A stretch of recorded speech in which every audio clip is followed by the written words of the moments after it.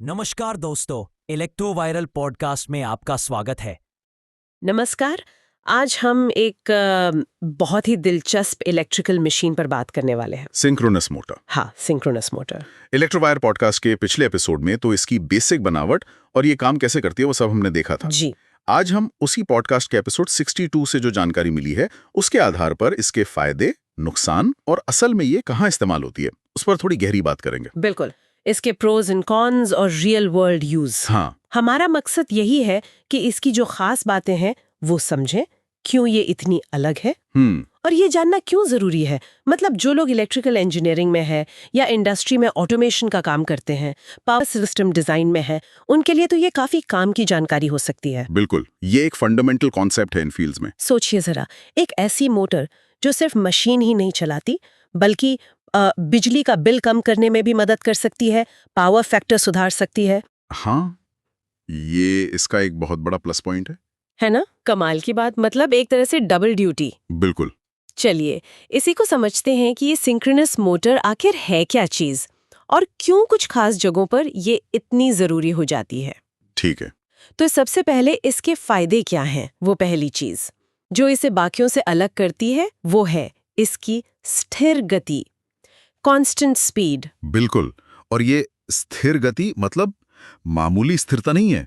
Synchronous motor की रफ्तार ना वो सीधे पावर सप्लाई की फ्रीक्वेंसी से बंधी होती है। अच्छा। हाँ, जैसे अपने यहाँ इंडिया में ग्रिड फ्रीक्वेंसी 50 हर्ट्ज है, तो एक मान लीजिए 4 पोल वाली सिंक्रोनस मोटर है, वो ठीक 1500 आरपीएम मतलब रेवोल्यूशंस पर मिनट पर ही घूमेगी। ना एक आरपीएम ज्यादा ना कम। बिल्कुल फिक्स। एकदम फिक्स। अब इस पर आप लोड कितना भी डाल दें, जब तक वो उसकी लिमिट में है, इसकी स्पीड टस से मस नहीं होगी। अच्छा, मतलब अगर वोल्टेज थोड़ा ऊपर नीचे हो जाए या मोटर पर लोड अचानक से बढ़ भी जाए तब भी ये अपनी तय स्पीड पर ही घूमती रहेगी। ये तो कमाल की प्रिसीजन है। हाँ, और यही प्रिसीजन जो है ये कई इंडस्ट्रीज के लिए तो मतलब वरदान है। जैसे आप सोचिए एक हाई क्वालिटी पेपर मिले, अगर पेपर बनाने वाले जो रोलर्स हैं उनकी स्पीड जरा सी भी ऊपर नीचे हुई तो पूरे पेपर रोल की मोटाई गड़बड़ा जाएगी, कहीं मोटा कहीं पतला। हाँ, सही बात है। नतीजा हो सकता है पूरी की पूरी खेप ही बेकार हो जाए। ओहो। इसी तरह टेक्सटाइल मिल, जहां महीन धागों से एकदम बारीक डिजाइन बनते हैं, अगर वहां स्पीड बदलती है तो डिजाइन में गड़बड़ी आ सकती है, धागे टूट सकते हैं। तो इन जगहों पर सिंक्रोनस मोटर की ये जो बिल्कुल स्थिर गति है ना, वही क्वालिटी पक्की करती है। समझ गई। तो ये हुआ इसका पहला बड़ा फायदा। अब उस बात पर आते हैं जो मुझे सबसे ज्यादा दिलचस्प लगी, पावर फैक्टर सुधारने की क्षमता। हाँ, ये तो इसकी खासियत है। सोर्स में बताया है कि इसे ओवर एक्साइट करके कैपेसिटर की तरह यूज कर सकते हैं। ये कैसे होता है और इसका मतलब क्या है? ये सिंक्रोनस मोटर की सबसे अनोखी मतलब यूनिक प्रॉपर्टीज में से एक है। देखिए, ज्यादातर जो इंडस्ट्रियल लोड होते हैं, खासकर इंडक्शन मोटरें, वो लैगिंग पावर फैक्टर पर चलती हैं। लैगिंग पावर फैक्टर मतलब ये कि वो ग्रिड से सिर्फ एक्टिव पावर ही नहीं खींचती, हाँ। जो असल में काम करती है, हाँ। बल्कि रिएक्टिव पावर भी लेती है। ये रिएक्टिव पावर मैग्नेटिक फील्ड बनाने के लिए जरूरी होती है। अच्छा। लेकिन ये जो एक्स्ट्रा रिएक्टिव पावर है ये सिस्टम में करंट बढ़ाती है। हाँ। इससे लाइनों में लॉस बढ़ता है, I²R लॉस जिसे कहते हैं। हाँ। और ट्रांसफॉर्मर्स, जनरेटर, इन सब पर लोड पड़ता है। अब सिंक्रोनस मोटर में क्या होता है, उसके रोटर में हम बाहर से डीसी करंट देते हैं। हाँ। इस डीसी करंट से हम उसकी मैग्नेटिक फील्ड को कंट्रोल कर सकते हैं। अच्छा, कंट्रोल कर सकते हैं। हाँ, और जब हम इसे ओवर एक्साइट करते हैं, मतलब जरूरत से ज्यादा डीसी करंट देते हैं, तो ये मोटर खुद रिएक्टिव पावर पैदा करके ग्रिड को वापस भेजने लगती हैं। अरे वाह। ये बिल्कुल वैसा ही है जैसा कैपेसिटर करता है। Capacitor leading reactive power supply करता है ना, ये भी वही करती है। गजब है। मतलब ये मोटर चलते चलते बिजली सिस्टम की सेहत भी सुधार रही है। बिल्कुल। ये जो लैगिंग रिएक्टिव पावर दूसरी मशीनें खींच रही हैं, उसकी भरपाई करके ओवरऑल पावर फैक्टर को 1 के करीब ले आती है। और 1 मतलब आइडियल। तो इसका फायदा इंडस्ट्री को कैसे मिलता है? सीधा फायदा। पहली बात, बिजली कंपनियां अक्सर खराब पावर फैक्टर रखने पर भारी पेनल्टी लगाती हैं, उससे बचत हो जाती है। हाँ, ये तो सुना है। दूसरी बात, पावर फैक्टर सुधरने से सिस्टम में करंट कम हो जाता है, तो लाइनों में जो पावर लॉस हो रहा था वो कम हो जाता है, मतलब बिजली की सीधी बचत। अच्छा। हाँ, और तीसरी बात, ट्रांसफार्मर और केबल्स पर लोड कम होता है तो उनकी लाइफ बढ़ती है, सिस्टम की कैपेसिटी बेहतर होती है। तो जैसा आपने कहा, ये डबल फायदा है, मशीन भी चल रही है और पावर कंडीशनिंग भी हो रही है। बड़ी इंडस्ट्रीज के लिए तो ये मतलब लाखों रुपए सालाना की बचत का मामला हो सकता है। ये सिर्फ एक मोटर नहीं, एक स्मार्ट इन्वेस्टमेंट है, समझिए। ये तो सच में जबरदस्त है। अच्छा, तीसरा फायदा बताया गया है उच्च दक्षता, हाई एफिशिएंसी। ये कितनी ज्यादा होती है और इसका क्या असर पड़ता है? हाँ बिल्कुल, खासकर जो बड़े साइज की सिंक्रोनस मोटरें होती हैं ना, वो अपनी एफिशिएंसी के लिए जानी जाती हैं। कितनी होती है लगभग? इलेक्ट्रोवाइल्ड पॉडकास्ट के हिसाब से फुल लोड पर इनकी एफिशिएंसी 95% से 98%, ये कभी-कभी उससे भी ज्यादा हो सकती है। 98%? हाँ। बाप रे। हाँ, ये आमतौर पर उसी रेटिंग के इंडक्शन मोटरों से कुछ % ज्यादा ही होती है, खासकर जब मोटर अपने रेटेड लोड के आसपास चल रही हो।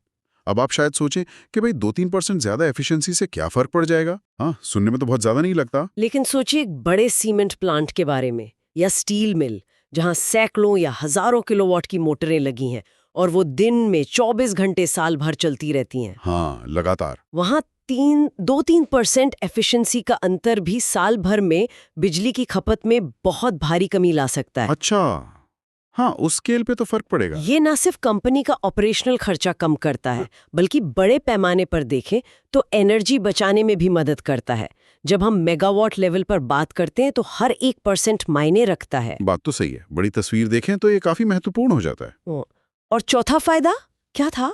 हाँ, सटीक टाइमिंग अनुप्रयोग, एक्यूरेट टाइमिंग एप्लीकेशंस। इसका क्या मतलब हुआ? इसका सीधा कनेक्शन फिर से वही इसकी स्थिर गति से है। अच्छा, में फ्रीक्वेंसी बहुत एक्यूरेसी से मेंटेन की जाती है, इसलिए सिंक्रोनस मोटरें उन कामों के लिए परफेक्ट हैं जहां कई चीजों को बिल्कुल एक साथ एक ताल में चलाना हो।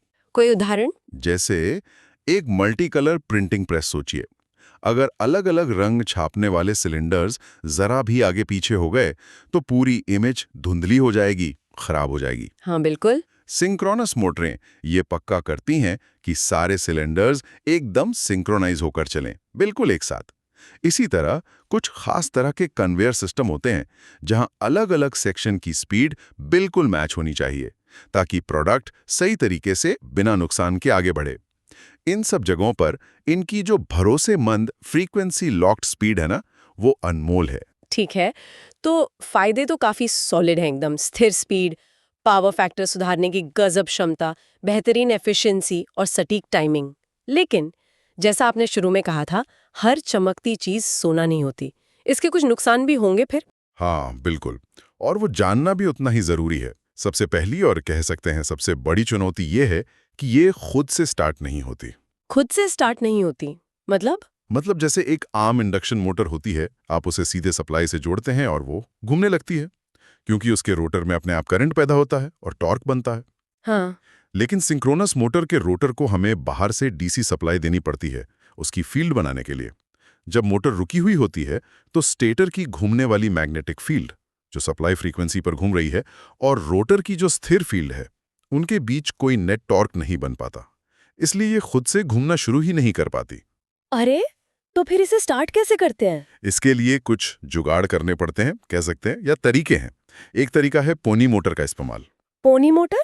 घोड़े वाली? हाँ, मतलब छोटी मोटर। इसमें एक छोटी इंडक्शन मोटर लगाकर पहले सिंक्रोनस मोटर के रोटर को लगभग सिंक्रोनस स्पीड तक घुमाया जाता है।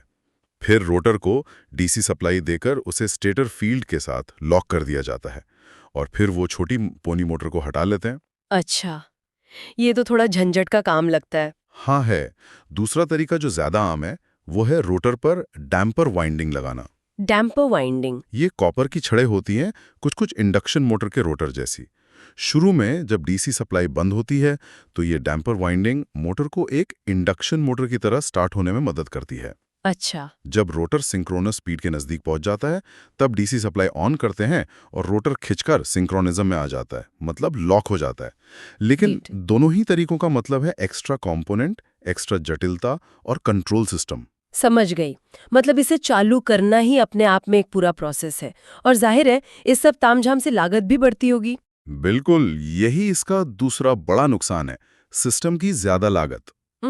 एक तो सिंक्रोनस मोटर खुद इंडक्शन मोटर से महंगी हो सकती है, फिर उसके साथ चाहिए डीसी एक्साइटेशन सिस्टम, मतलब रोटर को डीसी देने का इंतजाम। ये या तो ब्रश और स्लिप रिंग से होता है या आजकल ब्रशलेस एक्साइटर आते हैं उनसे।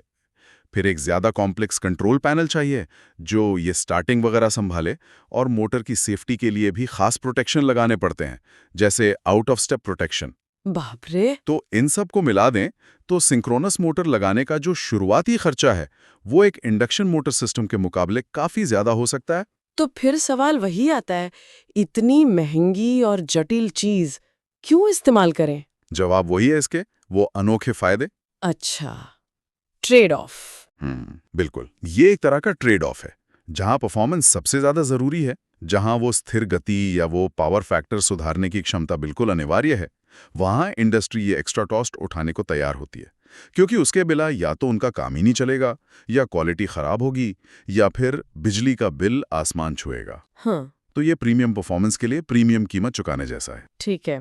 और रख रखाव, मेंटेनेंस, क्या वो भी ज्यादा मुश्किल होता है? हाँ, कह सकते हैं कि रख रखाव भी थोड़ा जटिल कॉम्प्लेक्स मेंटेनेंस हो सकता है, खासकर पुराने डिजाइन या ब्रश वाले सिस्टम में। ब्रश वाले सिस्टम में क्या दिक्कत है? जहाँ स्लिप रिंग और कार्बन ब्रश होते हैं ना, वहाँ उनकी रेगुलर जांच करनी पड़ती है, सफाई करनी पड़ती है, और जब वो घिस जाते हैं तो उन्हें बदलना पड़ता है। अच्छा। आजकल ब्रशलेस सिस्टम ज़्यादा चलते हैं, उनमें ये झंझट नहीं होता, लेकिन फिर भी वो डीसी एक्साइटेशन सिस्टम और जो कंट्रोल गियर है उसका रख रखाव एक सिंपल इंडक्शन मोटर के मुकाबले ज़्यादा ध्यान मांगता है। इसके लिए ट्रेंड स्टाफ चाहिए, अनुभवी लोग चाहिए। तो कुल मिलाकर मेंटेनेंस का काम थोड़ा पेचीदा और खर्चीला हो सकता है। और एक आखिरी नुकसान जो सोर्स में था वो ये कि ये लगातार बदलते लोड, फ्लक्चुएटिंग लोड के लिए अच्छी नहीं है। इसका क्या मतलब है? देखिए, सिंक्रोनस मोटर अपनी स्पीड तभी तक बनाए रखती है जब तक उस पर लगने वाला लोड उसकी कैपेसिटी के अंदर हो और रोटर स्टेटर की फील्ड के साथ लॉक रह सके। हाँ। अगर लोड बहुत तेजी से बदलता है, फ्लक्चुएट करता है, खासकर अगर अचानक बहुत ज्यादा बढ़ जाता है, तो रोटर इस मैग्नेटिक लॉक को पकड़कर नहीं रख पाता और अपनी सिंक्रोनस स्पीड खो देता है।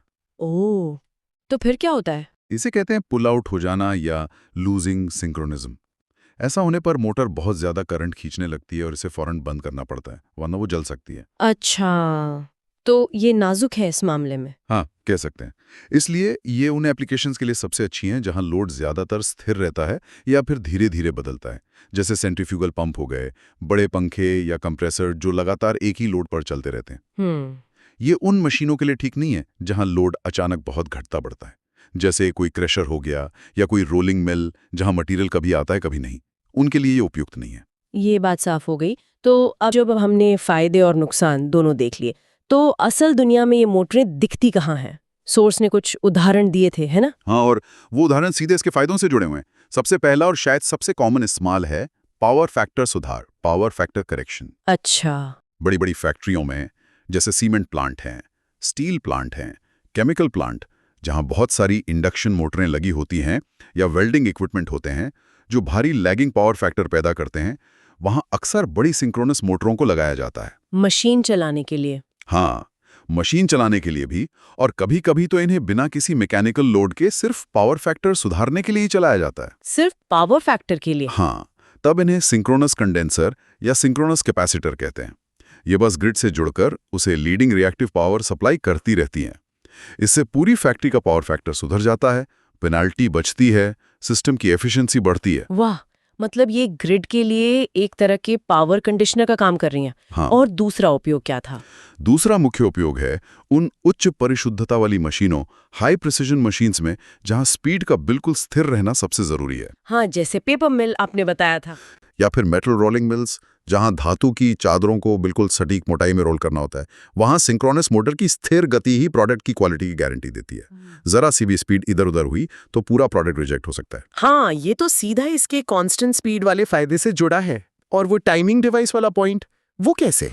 पुराने जमाने में जो बिजली से चलने वाली दीवार घड़ियां आती थी, हाँ? एनालॉग वाली, हाँ, देखिए। उनमें छोटी सिंक्रोनस मोटरें लगी होती थी।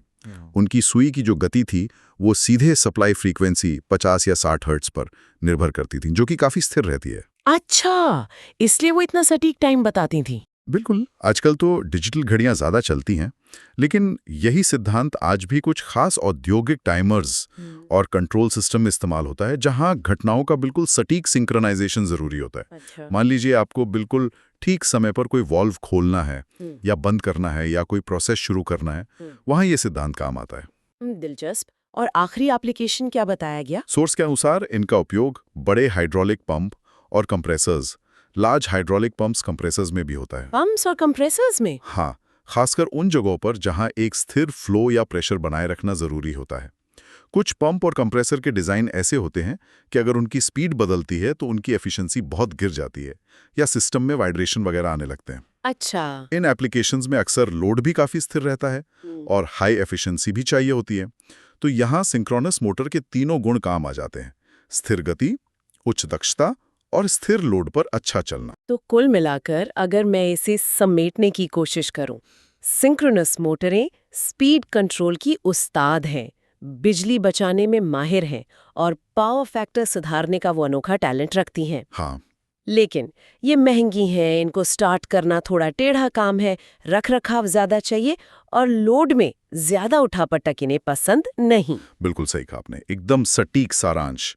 संक्षेप में, सिंक्रोनस मोटर एक स्पेशलिस्ट टूल है। ये हर मर्ज की दवा नहीं है। ये उन खास इंडस्ट्रियल और पावर सिस्टम एप्लीकेशंस के लिए बनी है जहां इसकी जो यूनिक क्षमताएं हैं, खासकर वो परम स्थिर गति और पावर फैक्टर कंट्रोल, वो इतनी जरूरी हैं कि उसके लिए इसकी जटिलता और ज्यादा लागत को भी मंजूर कर लिया जाता है। हाँ। जैसा इलेक्ट्रोवायर पॉडकास्ट ने भी इशारा किया, जो लोग इलेक्ट्रिकल इंजीनियरिंग, ऑटोमेशन या पावर सिस्टम से जुड़े हैं, उनके लिए ये समझना बहुत जरूरी है कि ये मोटर कब और क्यों इस्तेमाल होती है और ये कैसे, भले ही पर्दे के पीछे रहकर, हमारी इंडस्ट्रीज की प्रोडक्ट क्वालिटी और हमारे पावर ग्रिड की स्टेबिलिटी और एफिशिएंसी में एक बहुत महत्वपूर्ण योगदान देती है। हाँ, ये उन छुपे हुए हीरोज में से हैं जो बैकग्राउंड में चुपचाप अपना काम करते रहते हैं। बिल्कुल। तो ये थी सिंक्रोनस मोटर्स पर हमारी आज की गहरी पड़ताल, जो इलेक्ट्रोवायर पॉडकास्ट के एपिसोड 62 की जानकारियों पर आधारित थी। हमने कोशिश की कि इसके हर पहलू को समझें, क्या इसे खास बनाता है, कहाँ ये थोड़ी पीछे रह जाती है और असल में ये कहाँ अपना कमाल दिखाती है। और जाते जाते एक सवाल सोचने के लिए छोड़ जाते हैं। हाँ, आज दुनिया स्मार्ट ग्रिड की तरफ जा रही है, ऑटोमेशन बढ़ रहा है, एनर्जी एफिशिएंसी पर जोर पहले से कहीं ज्यादा है, पावर इलेक्ट्रॉनिक्स और कंट्रोल टेक्नोलॉजी भी बहुत तेजी से आगे बढ़ रही हैं। हाँ, बिल्कुल।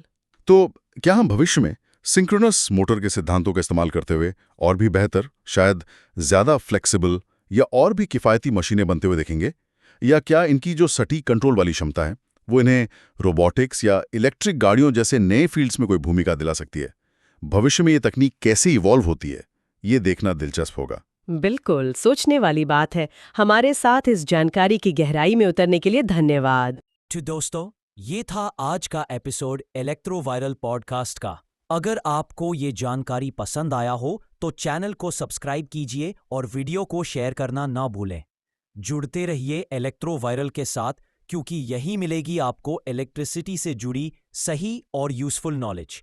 फिर मिलते हैं अगले एपिसोड में, तब तक के लिए नमस्कार।